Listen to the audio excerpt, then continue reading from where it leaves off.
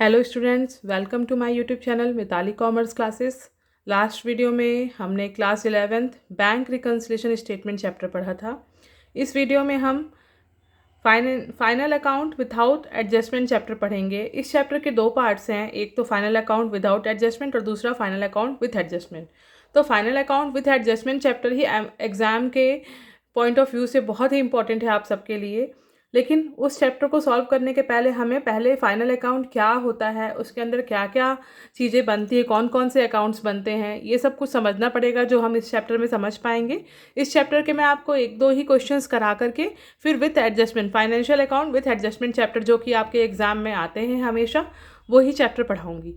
तो चलिए समझते हैं फाइनेंशियल स्टेटमेंट क्यों प्रिपेयर किए जाते हैं। पहले तो बिजनेस के रिजल्ट को, किसी भी बिजनेस के रिजल्ट को जानने के लिए और एक साल के अंत में, किसी भी ईयर के एंड में उस बिजनेस की फाइनेंशियल पोजीशन क्या है और बिजनेस में प्रॉफिट हो रहा है कि लॉस हो रहा है, ये सब कुछ जानने के लिए हम फाइनेंशियल स्टेटमेंट्स बनाते हैं। तो इस फाइनेंशियल स्टेटमेंट के अंदर हम मोस्टली तीन चीज़ें बनाते हैं। पहला होता है हमारा ट्रेडिंग अकाउंट उसके बाद दूसरा अकाउंट होता है हमारा प्रॉफिट एंड लॉस अकाउंट। लेकिन हम इस चैप्टर में ट्रेडिंग और प्रॉफिट एंड लॉस अकाउंट को एक ही फॉर्मेट में एक साथ बनाते हैं। लेकिन मैं अभी आपको अलग अलग समझाऊंगी कि ट्रेडिंग अकाउंट में क्या चीज़ें आती हैं, प्रॉफिट एंड लॉस अकाउंट में क्या चीज़ें आती हैं। और तीसरी चीज़ होती है बैलेंस शीट जो होती है, ये कोई अकाउंट नहीं है, ये बिज़नेस की, किसी भी बिज़नेस के एक साल के आखिरी में, एक साल के अंत में बनाया जाने वाला एक फाइनेंशियल स्टेटमेंट है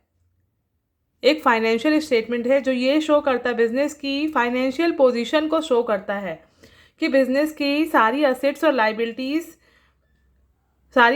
लाइबिलिटीज़ जो हैं बराबर है या नहीं। तो हम पहले पढ़ेंगे ट्रेडिंग अकाउंट क्या होता है। किसी भी ईयर के एंड में परचेस और सेल का रिजल्ट शो करता है। ट्रेडिंग अकाउंट क्या शो करता है, किसी भी ईयर के एंड में परचेस और सेल्स का रिजल्ट शो करता है। इस अकाउंट में सभी डायरेक्ट एक्सपेंसेस को डायरेक्ट डेबिट साइड लिखा जाता है। हमें पता है कि वैसे भी हमें पता है कि अकाउंट जब हम कोई भी बनाते हैं तो उस अकाउंट में हम डेबिट साइड पे ऑल द एक्सपेंसेस, मतलब सभी एक्सपेंसेस, सभी खर्च को लिखते हैं, और क्रेडिट साइड में ऑल द इनकम्स, सभी इनकम्स को लिखते हैं। तो वैसे ही इसमें भी ट्रेडिंग अकाउंट में हम डायरेक्ट एक्सपेंसेस को डेबिट साइड पर लिखते हैं, ठीक है। और क्रेडिट साइड पे क्या लिखते हैं, सेल्स, क्लोजिंग स्टॉक, ये क्रेडिट साइड पर लिखते हैं। मैं अभी आपको डायरेक्ट एक्सपेंसेस क्या होता है ये भी समझाऊंगी। तो टोटल करने के बाद इस अकाउंट में डेबिट और क्रेडिट में एंट्रीज लिखने के बाद, टोटल करने के बाद जो बैलेंस बचता है उसको हम ग्रॉस प्रॉफिट या लॉस के नाम से जानते हैं। अगर बैलेंस डेबिट साइड पर बचता है तो उसे हम ग्रॉस प्रॉफिट के नाम से शो करते हैं, और अगर बैलेंस क्रेडिट साइड पर बचता है तो उसे ग्रॉस लॉस के नाम पर शो करते हैं, ठीक है। तो डायरेक्ट एक्सपेंसेस क्या होते हैं ये समझेंगे। तो गुड्स, कोई भी गुड्स जो कि फैक्ट्री में जिसका प्रोडक्शन होता है, तो उसके प्रोडक्शन के समय फैक्ट्री में उसके बनने के सारे एक्सपेंसेस, बनते समय जो होने वाले सारे एक्सपेंसेस हैं, वो सब क्या कहलाते हैं, डायरेक्ट एक्सपेंसेस। जो भी गुड्स बन रहा है फैक्ट्री में, उसके बनने के समय पे जो भी एक्सपेंसेस होंगे वो सब डायरेक्ट एक्सपेंसेस कहलाएंगे। तो अब डायरेक्ट एक्सपेंसेस मतलब बनने के समय पर होने वाले, फैक्ट्री में होने वाले एक्सपेंसेस कौन से होते हैं। वेजेस मतलब कि मजदूर तो फैक्ट्री में ही काम करते हैं। फ्यूल एंड पावर मतलब ईंधन और बिजली। फिर ऑक्ट्रॉय मतलब चुंगी कर, एक प्रकार का टैक्स होता है ये। प्रोडक्शन एक्सपेंस मतलब उत्पादन पर लगने वाला जो भी खर्च है। फिर रॉयल्टी, अधिकार शुल्क बोलते हैं इसे हम हिंदी में। फिर अदर डायरेक्ट मतलब सभी डायरेक्ट एक्सपेंसेस जो भी हैं वो सब डायरेक्ट एक्सपेंस के अंदर में आते हैं। और कैरेज इनवर्ड मतलब आने का भाड़ा, कैरेज इनवर्ड या कैरेज ऑन परचेस लिखा रहेगा। तो ये सब डायरेक्ट एक्सपेंसेस के अंडर में आएंगे। इसके बाद मैं आपको इनडायरेक्ट एक्सपेंसेस भी बताऊंगी, लेकिन अभी ट्रेडिंग अकाउंट को सीखने के लिए हमको डायरेक्ट एक्सपेंसेस की ज़रूरत है। तो पहले डायरेक्ट एक्सपेंस को समझ गए हैं हम कि सारे एक्सपेंसेस जो कि फैक्ट्री में किसी भी गुड्स के प्रोडक्शन के समय होते हैं वो सारे डायरेक्ट एक्सपेंसेस कहलाते हैं। तो उसी के बेस पर हम ट्रेडिंग अकाउंट बनाते हैं। हमारा फॉर्मेट होता है trading account for the year ending, जिस भी साल के अंत के लिए बनाया जा रहा है, जिस भी साल के लिए बनाया जा रहा है, उस साल की एंडिंग डेट यहाँ पर शो की जाती है। फिर इसके फॉर्मेट में हम वही particular amount DR, particular amount CR, तो ये इसका फॉर्मेट होता है जो कि नॉर्मली सभी अकाउंट्स का होता है। ठीक है, तो सबसे पहले हम ट्रेडिंग अकाउंट जब बनाते हैं तो उसमें ओपनिंग स्टॉक लिखते हैं। क्या लिखते हैं? To opening stock. Opening stock मतलब जो लास्ट ईयर का बचा हुआ स्टॉक है, जो लास्ट ईयर का क्लोजिंग था वो इस साल हमारा ओपनिंग स्टॉक बनेगा, तो वो ओपनिंग स्टॉक होता है। ये क्वेश्चन में दिया हुआ होगा। फिर परचेस क्वेश्चन में दिया होता है तो टू परचेस लिखेंगे। परचेस में अगर साथ में क्वेश्चन में परचेस रिटर्न भी दिया है तो हम इसे परचेस में लेस कर देंगे। ठीक है, फिर लिखेंगे to carriage inward. Carriage inward मतलब आने का भाड़ा। कोई भी जो कच्चा माल या सामान फैक्ट्री में बनने के लिए आ रहा है उसका आने का भाड़ा है ये कैरेज इनवर्ड। टू वेजेस, फिर वेजेस जो फैक्ट्री में जो मजदूर काम करते हैं उनकी मजदूरी। टू फ्यूल एंड पावर मतलब ईंधन और बिजली। टू ऑक्ट्रॉय एक प्रकार का टैक्स है ये। फिर ट्रू प्रोडक्शन एक्सपेंसेस मतलब सभी उत्पादन शुल्क जो भी होते हैं। रॉयल्टी भी एक एक्सपेंस है, डायरेक्ट एक्सपेंस है। अदर डायरेक्ट एक्सपेंस, जिसके भी सामने डायरेक्ट एक्सपेंस लिखा है वो डायरेक्ट एक्सपेंस है। तो इन चीज़ों को हम डेबिट में लिख लेते हैं। जो भी क्वेश्चन में दिया रहेगा इनमें से उन सबको डेबिट साइड पर लिखते जाएंगे। फिर क्रेडिट साइड पे बाय सेल्स, जो भी सेल्स का अमाउंट दिया होगा वो लिख देंगे। अगर सेल्स रिटर्न भी दिया है क्वेश्चन में तो लेस करके सेल्स रिटर्न उसमें, फिर मेन अमाउंट कॉलम में अमाउंट शो करेंगे। फिर bye closing stock. Closing stock credit side पे आता है। क्लोजिंग स्टॉक क्या होता है?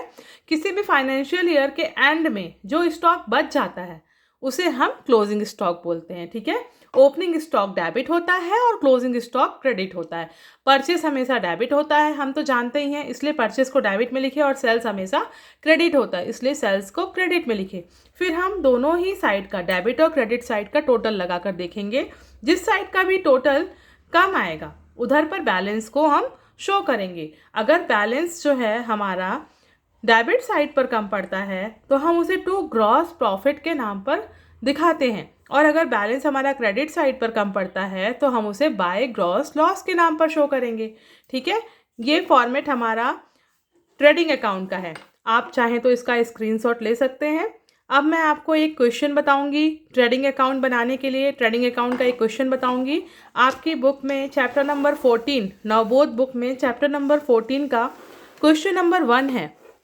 क्वेश्चन नंबर 1 है, लिखा है prepare trading account from the following information for the year ending on 31 मार्च 2000। तो हमें फाइनल अकाउंट विथ एडजस्टमेंट को करने के लिए पहले अच्छे से फाइनल अकाउंट विथआउट एडजस्टमेंट बनना चाहिए। क्या चीज़ें किस साइड पर आती हैं ये पता होना चाहिए, कौन सी चीज़ें कौन से अकाउंट में आती हैं ये पता होना चाहिए। उसी के बाद हम फाइनल अकाउंट विथ एडजस्टमेंट कर पाएंगे। तो पहले हम स्टार्ट करते हैं क्वेश्चन नंबर 1। इसमें हमको पार्टिकुलर्स में दिया हुआ है ओपनिंग स्टॉक। तो मैंने बताया था आपको फॉर्मेट में कि ओपनिंग स्टॉक को हम कहाँ लिखते हैं? डेबिट साइड पे। मैं इसका फॉर्मेट जल्दी से रेडी कर लेती हूँ।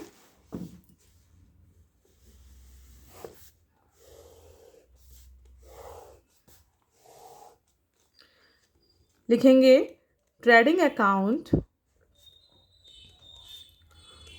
For the year ending. कौन से ईयर एंड के लिए बनाया जा रहा है? क्वेश्चन में दिया हुआ है 31 मार्च 2000, तो डाल देंगे यहाँ पर ईयर 31 मार्च 2000। ठीक है, अब इसके ये पार्टिकुलर साइड है, पार्टिकुलर और अमाउंट, ये DR साइड और ये CR साइड। तो पार्टिकुलर्स, अमाउंट, और अमाउंट में रुपीस लिखना ना भूलें, रुपीस जरूर लिखें हर जगह अकाउंट्स में, अमाउंट कॉलम में। अब चलिए स्टार्ट करते हैं हमारे क्वेश्चन को। आपने देखा क्वेश्चन में सबसे पहले क्या दिया हुआ है? Opening stock. तो सबसे पहले हम डेबिट साइड पर, हमने फॉर्मेट में लिख कर रखा है ओपनिंग स्टॉक हमेशा डेबिट साइड पर आता है, तो लिखेंगे to opening stock. Opening stock का अमाउंट दिया हुआ है ₹12,000। फिर उसके बाद दिया हुआ है हमारा परचेस। परचेस तो हमेशा डेबिट होता है, ये हमें स्टार्टिंग से पढ़ते आ रहे हैं। तो टू परचेस, परचेस का जो अमाउंट दिया हुआ है ₹70,000। अब परचेस के ही जस्ट नीचे दिया हुआ है परचेस रिटर्न, तो लेस कर देंगे हम परचेस रिटर्न। अगर परचेस रिटर्न नहीं दिया होता तो परचेस के अमाउंट को डायरेक्ट हम अमाउंट कॉलम पे शो कर देते, लेकिन जिस भी क्वेश्चन में परचेस रिटर्न दिया होगा तो उसको हम परचेस में से लेस करके फिर लिखेंगे अमाउंट कॉलम में अमाउंट। 66,000 रुपीज़ अमाउंट आ गया। फिर हमारा दिया हुआ है सेल्स, तो लिखेंगे बाय सेल्स अकाउंट। सेल्स जो है वो दिया हुआ है 1,20,000 रुपीज़। अब माइनस करेंगे इसमें से सेल्स रिटर्न। सेल्स रिटर्न जो है वो है ₹2,000। 2,000 लेस कर देंगे तो आ जाएगा 1,18,000। 1,18,000। फिर हमारा दिया हुआ है क्रय पर भाड़ा। तो क्रय पर भाड़ा हमने पढ़ा है, कैरेज ऑन परचेज जो होता है वो ट्रेडिंग अकाउंट पे ही आता है और ये एक्सपेंस है, इसलिए डेबिट साइड पे लिखेंगे कैरेज ऑन परचेज। कितना है? 700 रुपीज़। फिर है हमारा मजदूरी मतलब वेजेस। वेजेस भी डायरेक्ट एक्सपेंस है, इसलिए ट्रेडिंग अकाउंट में आएगा।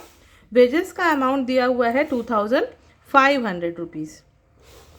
फिर दिया हुआ है octroi duty, octroi duty. Octroi duty दिया हुआ है ₹300। फिर दिया हुआ है हमारा कोयला और शक्ति, coal and power, ₹1,500 to coal and power ₹1,500। फिर है अंतिम स्कंद क्लोजिंग स्टॉक, हमेशा क्रेडिट साइड पर आता है ट्रेडिंग अकाउंट के, तो लिखेंगे बाय क्लोजिंग स्टॉक। अमाउंट है क्लोजिंग स्टॉक का ₹8,000। अब हम टोटल करके देखेंगे किस तरफ का टोटल अधिक आ रहा है, ये देखते हैं। इतनी ही चीज़ें हमारे क्वेश्चन में दी हुई थी, इन सबको ऐड करके देखते हैं। हमें टोटल जो है वो क्रेडिट साइड का 1,26,000 दिख रहा है, ठीक है। और डेबिट साइड का जो टोटल है वो हो जाएगा 12,000 और 12,000, 13,500, 13,800, 14,500, 15, 17 और 66, 83, 83,000 दिख रहा है। तो यहाँ क्रेडिट साइड का टोटल ही ज़्यादा है, तो क्रेडिट साइड की टोटल को दोनों ही टोटल कॉलम में, अमाउंट के दोनों ही टोटल कॉलम में टोटल की जगह पर शो कर देंगे। अब हम इसमें से माइनस कर देंगे 83,000 जो कि हमारा डेबिट साइड का टोटल आया था, तो हमारा बैलेंस बच जाएगा 43,000। तो कहाँ कम पड़ रहा था अमाउंट? डेबिट साइड पर, इसलिए हम डेबिट साइड पर लिखेंगे और इसमें बैलेंसिंग फिगर को ग्रॉस P&L के नाम पर लिखते हैं। अगर डेबिट साइड पे कम पड़ता है तो वो प्रॉफिट होता है, जिसे हम ग्रॉस प्रॉफिट के नाम पर शो करते हैं, और अगर यही अमाउंट अगर क्रेडिट साइड पे कम पड़ा होता तो उसे ग्रॉस लॉस के नाम पर शो करते। तो ये था हमारा क्वेश्चन नंबर 1 ट्रेडिंग अकाउंट का। नेक्स्ट वीडियो में हम प्रॉफिट एंड लॉस अकाउंट को समझेंगे, क्या होता है, कैसे बनाया जाता है, उसका एक क्वेश्चन सॉल्व करके देखेंगे। तो अगर आपको कोई भी डाउट्स हो जो भी मैंने आज आपको समझाया है, तो आप प्लीज़ मुझे कमेंट सेक्शन में कमेंट करके ज़रूर पूछें, मैं ज़रूर आपके डाउट्स को क्लियर करूँगी। अगर आपको मेरा वीडियो हेल्पफुल लगा हो तो प्लीज़ मेरे चैनल को लाइक और सब्सक्राइब करिए। नेक्स्ट वीडियो में मिलते हैं। Good bye.